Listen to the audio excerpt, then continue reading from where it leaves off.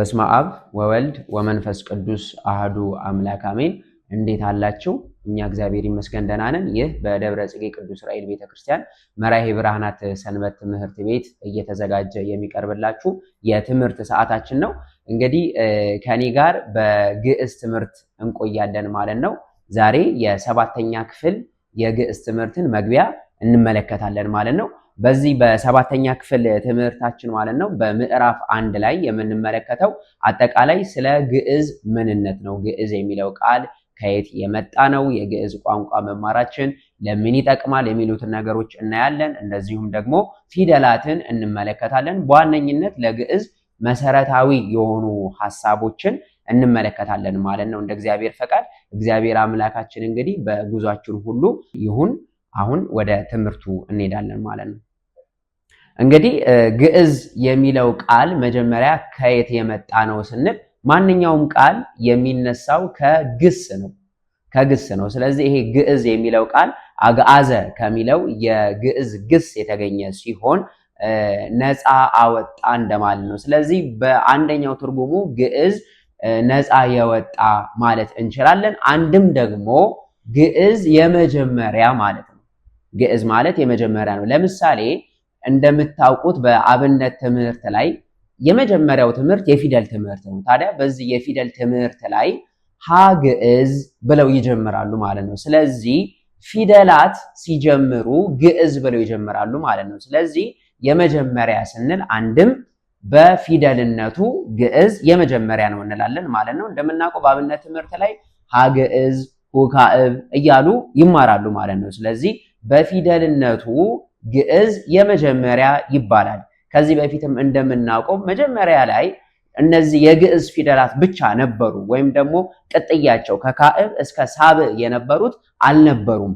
ሁ ሂ የምንላቸው አልነበሩም። መጀመሪያ ማንኛውም ሰው ስሙ ሲጠራ በዚህ የግዕዝን ፊደል ብቻ ተጠቅሞ ነው። ማንኛውም መጠሪያ ስሞች፣ መነጋገሪያ፣ መግባቢያዎቹ ሁሉ የግዕዝ ፊደላትን ብቻ በመጠቀም ወይም ደግሞ የመጀመሪያዎቹን ሀ ለ ሐመር ውሃ የምንላቸውን ብቻ ነበር የምንጠቀመው። ስለዚህ በዚህ ምክንያት ግዕዝ የመጀመሪያ እንላለን፣ በፊደልነቱ የመጀመሪያ ነው እንላለን ማለት ነው።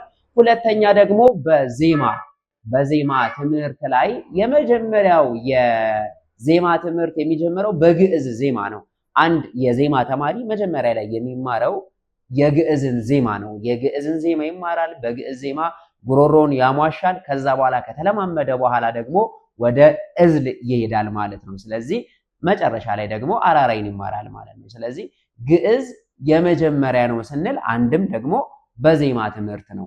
ሌላኛው ደግሞ ግዕዝን በንባብ ትምህርት የመጀመሪያ ነው እንላለን። አንድ ተማሪ ንባብ ሲማር በመጀመሪያ ላይ የሚማረው የግዕዝን ንባብ ነው። ለምሳሌ መልእክተ ዮሐንስን የሚማር ተማሪ በመጀመሪያ ላይ ግዕዝን ያነባል። ግዕዝን ካነበበ በኋላ ነው ወደ ውርድ የሚሄደው ማለት ነው። ስለዚህ በንባብነቱ ራሱ ግዕዝ የመጀመሪያ ይባላል ማለት ነው። ሌላኛው ግን ግዕዝ ራሱ በቋንቋነቱ የመጀመሪያ ነው ይባላል። በትምህርታችን እንግዲህ የመጀመሪያው መግባቢያ ቋንቋ ግዕዝ ነው ይባላል። ስለዚህ በቋንቋነቱም ግዕዝ የመጀመሪያ ነው እንላለን ማለት ነው። በእነዚህና በመሳሰሉት ምክንያቶች ግዕዝ የመጀመሪያ ነው ማለት እንችላለን ማለት ነው። መልካም። የግዕዝ ቋንቋ መማራችን ምንድን ነው ጥቅሙ የሚለውን እንመለከታለን። ስለዚህ የግዕዝን ጥቅም እንመለከት። እንደምናውቀው የቤተ ክርስቲያናችን መጻሕፍት በግዕዝ የተጻፉ ናቸው አብዛኞቹ። ስለዚህ እነዚህን የግዕዝ መጻሕፍት ለመረዳት ለማወቅና ለመመርመር የግዕዝ ቋንቋ ጠቃሚ ነው ማለት ነው። እንደዚህም ደግሞ በተጨማሪ የኢትዮጵያ ታሪክ በብዛት በግዕዝ ተጽፎ እናገኛለን።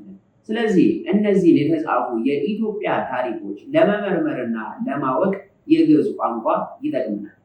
አንድም የግዕዝ ቋንቋ ለጸሎት ይጠቅመናል።